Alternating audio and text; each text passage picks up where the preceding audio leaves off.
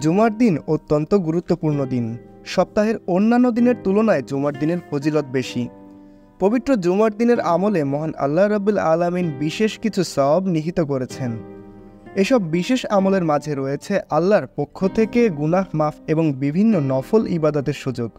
জুমার দিনের একটি গুরুত্বপূর্ণ আমল সম্পর্কে হযরত আবু হুরায়রা রাদিয়াল্লাহু আনহু হতে বর্ণিত, রাসূল পাক সাল্লাল্লাহু আলাইহি ওয়াসাল্লাম ইরশাদ করেন, যে ব্যক্তি জুমার দিন আসরের নামাজের পর না উঠে ওই স্থানে বসা অবস্থায় ৮০ বার পর্দায় উল্লেখিত দুরূদ শরীফ পাঠ করবে, তার ৮০ বছরের গুনাহ মাফ হবে এবং ৮০ বছরের নফল ইবাদতের সওয়াব তার আমলনামায় লেখা হবে।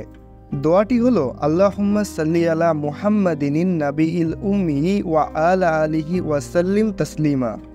জুমার দিনের আরও কিছু আমলের মধ্যে রয়েছে সূরা কাহাফ তিলাওয়াত করা।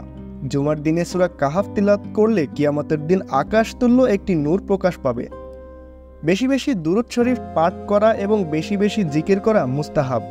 জুমার রাত ও জুমার দিনে নবী করিম সাল্লাল্লাহু আলাইহি ওয়াসাল্লামের প্রতি বেশি বেশি দুরূদ পাঠের কথা বলা হয়েছে।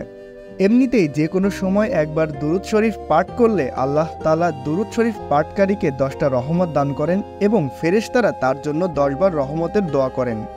জুমার নামাজের পূর্বে 2 খুতবার মাঝখানে হাত না উঠিয়ে মনে মনে দোয়া করা। সূর্য ডোবার কিছুক্ষণ আগ থেকে সূর্যাস্ত পর্যন্ত গুরুত্বের সাথে জিকির, তাসবিহ ও দোয়ায় লিপ্ত থাকা।